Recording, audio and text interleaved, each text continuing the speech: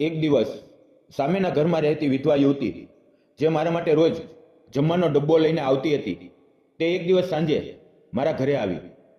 અમે બંને વાતો કરતા બેઠા.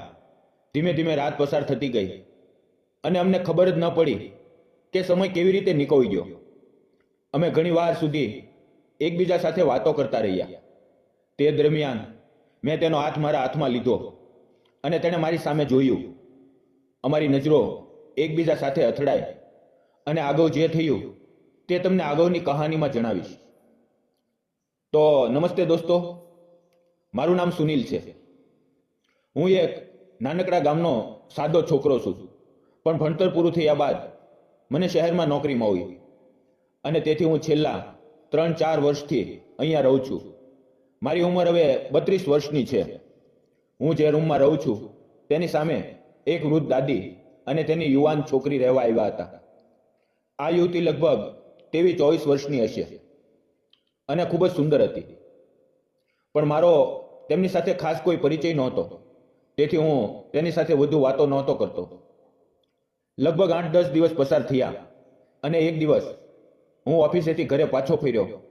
બહાર લોજમાં જમીને સૂવાની તૈયારી કરી રહ્યો હતો. અચાનક દરવાજે ટકોર થઈ. અહીંયા મારું કોઈ ઓળખીતું નહોતું, તેથી મને થયું કોણ હશે.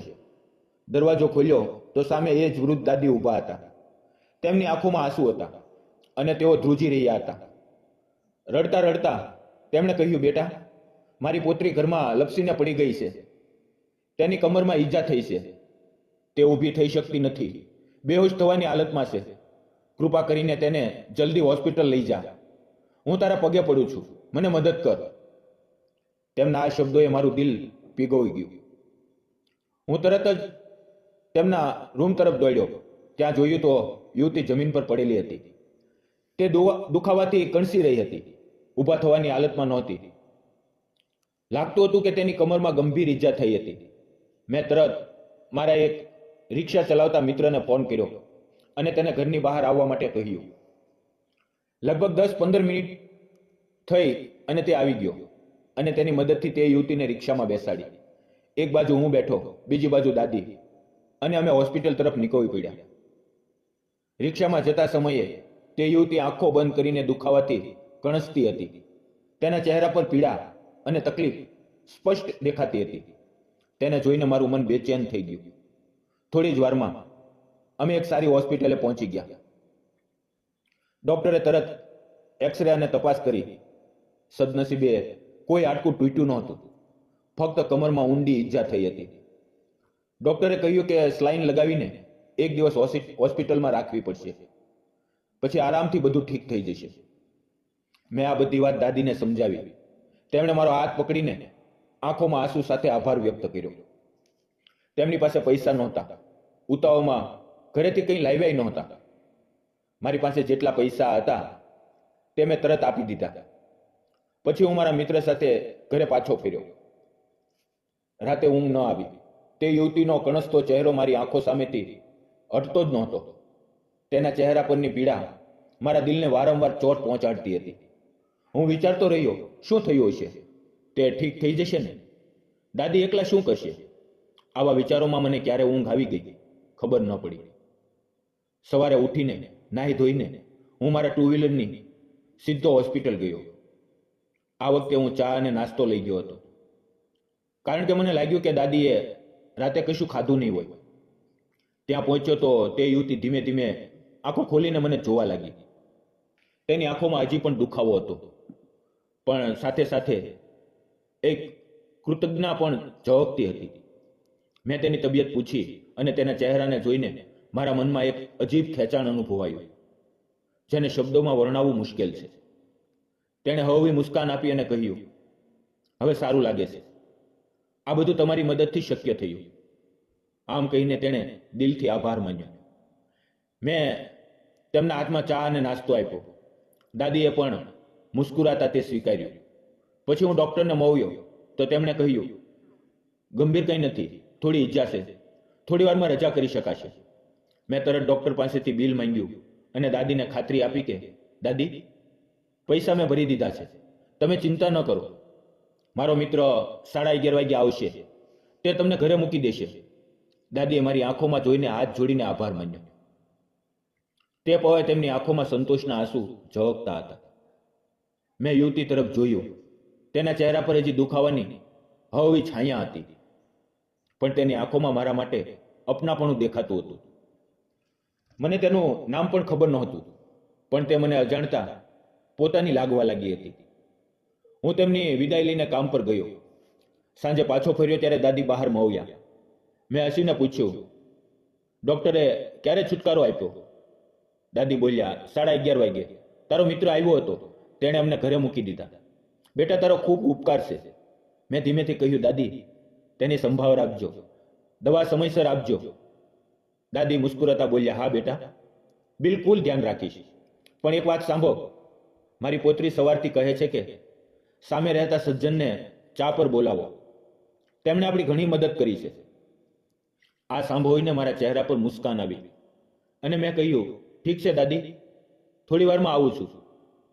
હું મારા રૂમમાં ગયો, ફ્રેશ થયો અને થોડી વાર પછી તેમના ઘરનો દરવાજો ખખડાવ્યો. થોડી વારે દરવાજો ખુલ્યો અને સામે એ જ સુંદર યુવતી ઊભી હતી. તેના ચહેરા પર હળવી મુસ્કાન હતી. આજે તે સાચે જ ખૂબ સુંદર લાગતી હતી.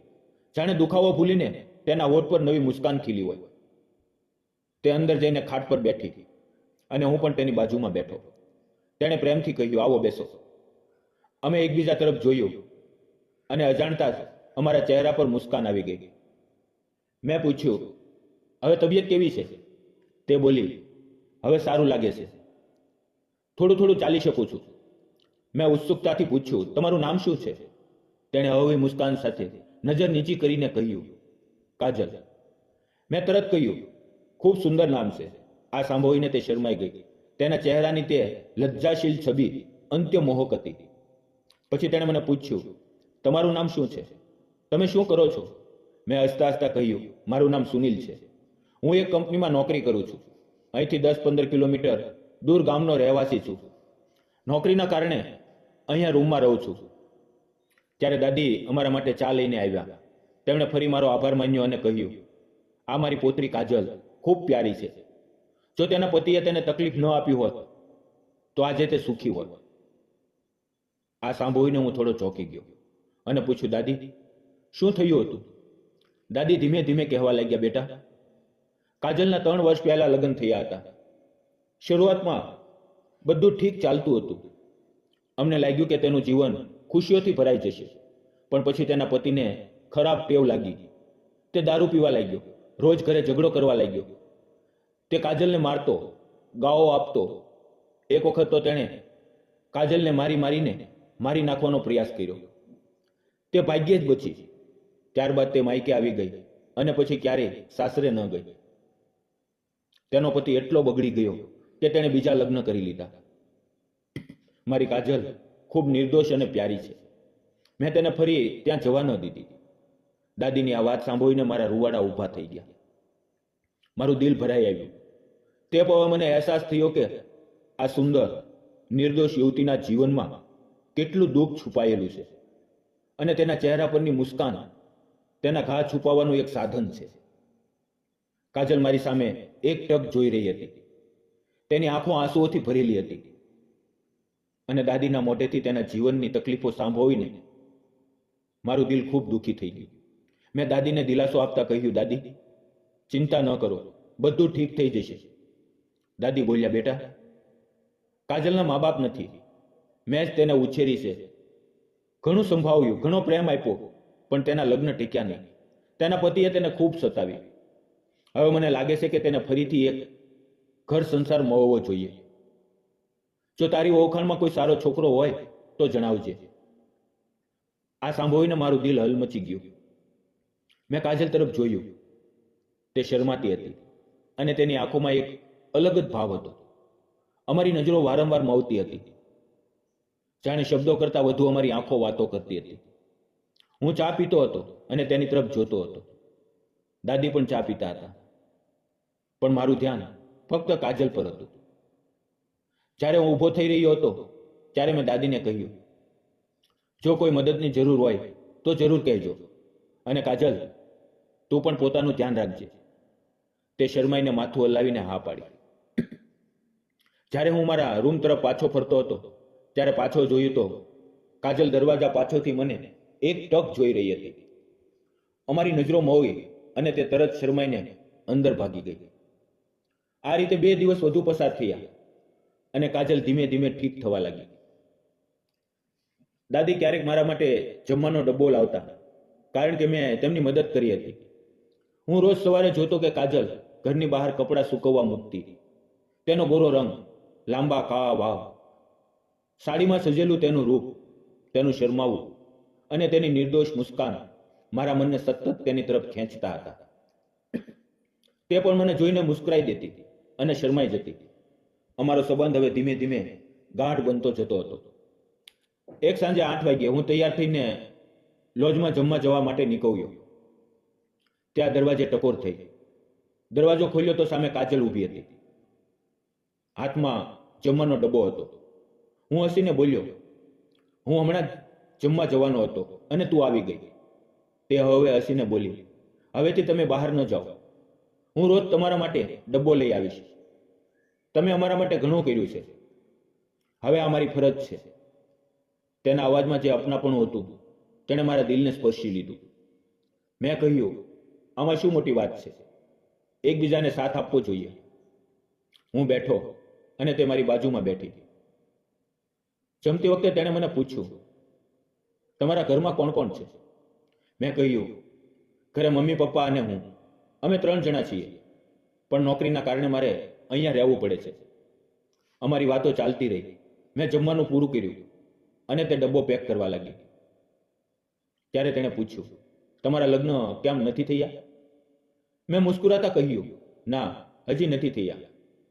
ઘરની પરિસ્થિતિ થોડી મુશ્કેલ છે, તેથી સંબંધ નથી મળતા.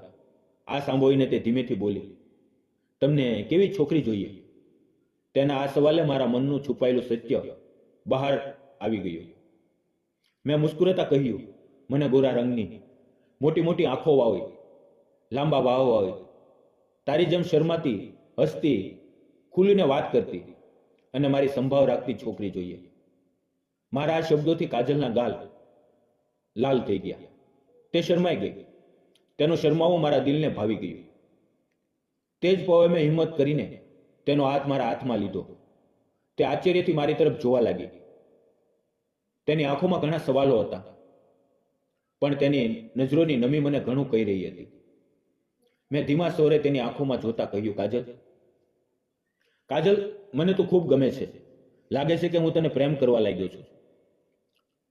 કાજલ, શું તું મારી સાથે લગ્ન કરીશ? આ સાંભળતા તેની આંખોમાંથી આંસુ વહેવા લાગ્યા. મેં તેના આંસુ મારા હાથથી ધીમેથી લૂછ્યા.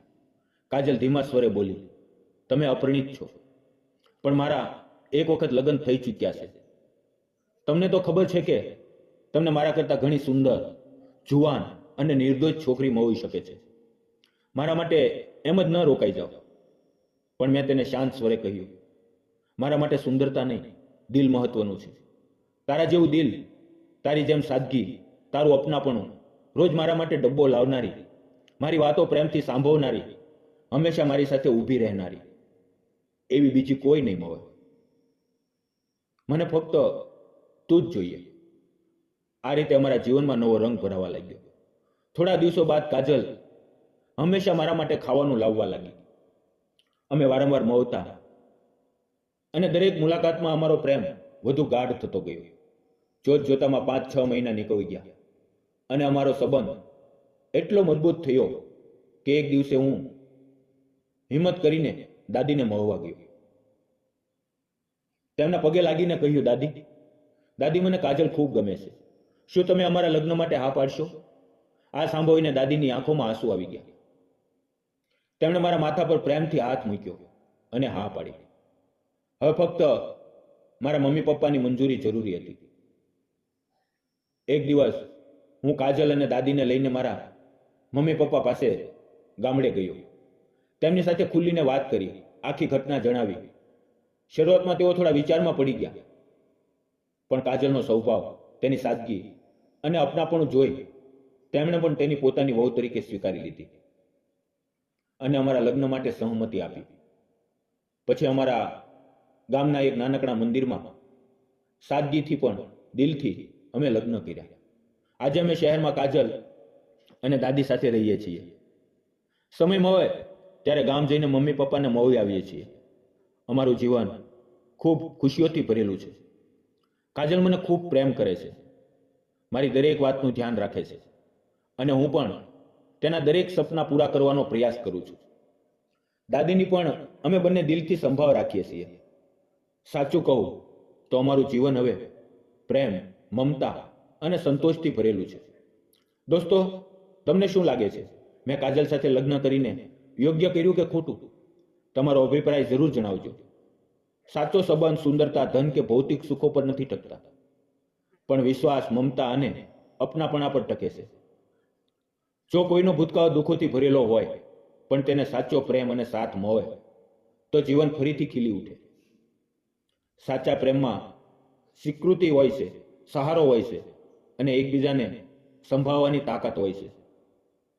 જો તમને અમારા આ પ્રેમ કહાની ગમી હોય તો લાઈક કરજો, તમારા મિત્રો સાથે શેર કરજો અને ચેનલને સબસ્ક્રાઇબ કરવાનું ન ભૂલતા. અને જતા પહેલા મિત્રો આપને જણાવી દઈએ કે આ વિડીયો ફક્ત કાલ્પનિક હતો. તેમાં આવેલા કોઈ પણ નામ, પાત્ર કે ઘટના કોઈ પણ જીવિત કે મૃત વ્યક્તિ સાથે સંબંધ નથી અને જો તેવું બન્યું હોય તો એક માત્ર સહયોગ છે. આ વિડીયો ફક્ત મનોરંજન અને શૈક્ષણિક ઉદ્દેશ માટે બનાવવામાં આવ્યો હતો. ફરી મળશું આવતીકાલે મિત્રો એક સરસ મજાની નવી કહાનીમાં, જેની અંદર આપને થોડુંક શીખવા મળશે. ધન્યવાદ મિત્રો.